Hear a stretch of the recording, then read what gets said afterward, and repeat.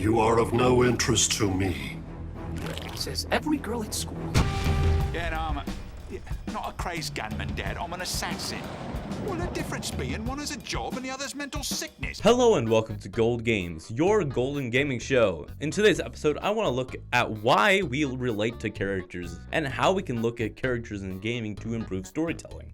To start with, I want to put a premise on which this video will be based on so we can keep points to our process. In story-based games, it's important to have relation to the story to build that story. This is as simple as a change in atmosphere to convey core human characteristics to your player, whether it be loss or a feeling of triumph. This can also be used to form around the character to convey emotions that are human nature. In the game Titanfall 2 by Respawn Entertainment, when you're escaping after the Ark is stolen, it creates this urgent music, but when you call down BT, it creates this almost solemn music before putting you back into the fight. This puts the character into stages that convey the core human emotions. Enough with things that surround the characters, let's look at the characters themselves. To start with, I want to go with one of the more basic characters in gaming, Mario. This is an example of why you don't need a complicated character to make a relatable one. So let's look at the newer Mario title and an older Mario title. In the original Mario Bros, it shows a conflict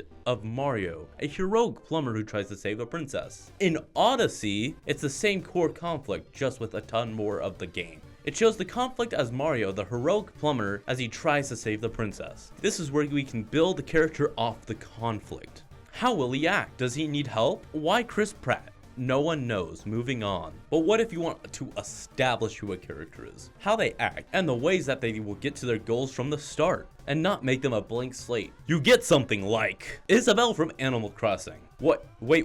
What do you mean wrong script? Oh, you get something like Doom Guy. But wait, I want to look at what I said earlier about character type. When you look at both Doom Guy and Isabelle, you can have a very similar way of looking at them. Both Doom Guy and Isabelle have set personalities. Both these characters, you can't force a personality like other characters. One's a sweet dog and the other one's a man too angry to die. The point is that these characters are a bit unchanging throughout the game. And if these characters change too much of their personality types, you change the relationship between the character and the player. Now let's look at Link, my favorite example of how we put ourselves into a character. Now, do you find that more girls are playing? And I ask this question because I've heard from very reliable sources about Link, the character Link, that Link is hot. Is Link hot to you? Link is hot. I gotta say, Link is hot. But yeah. Legend of Zelda has a very mixed fan base, especially right now more than ever. Link is the player, even more than Mario. But he still has his relatable qualities. He still has a personality. Link has friends, he has feelings on stuff, he has a conflict. But the player will put themselves into his shoes or sandals more often. This is because he's meant to encapsulate the player, from how he's built to how the games interact with the player. Now that I've explained my thoughts, I want to think about how we build the characters. You need to make them human just like you or me. You need to think that these characters have a life. Maybe they need to eat, sleep, drink, and breathe. Now let's look at the idea of conflict and what the character has to go through. Even in games like Minecraft, you are bombarded with decisions, which is a relatable experience. You see what I did there? Let's put the idea into a simple sentence.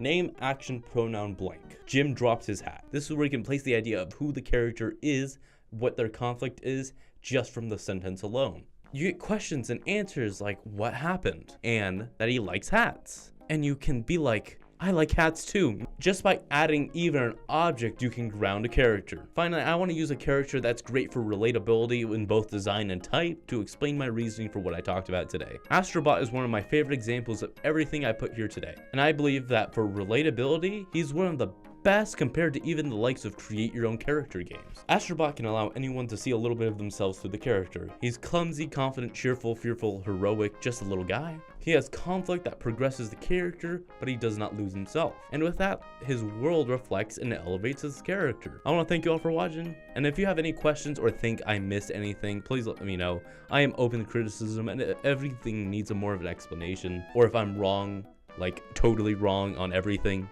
I can make a follow-up video.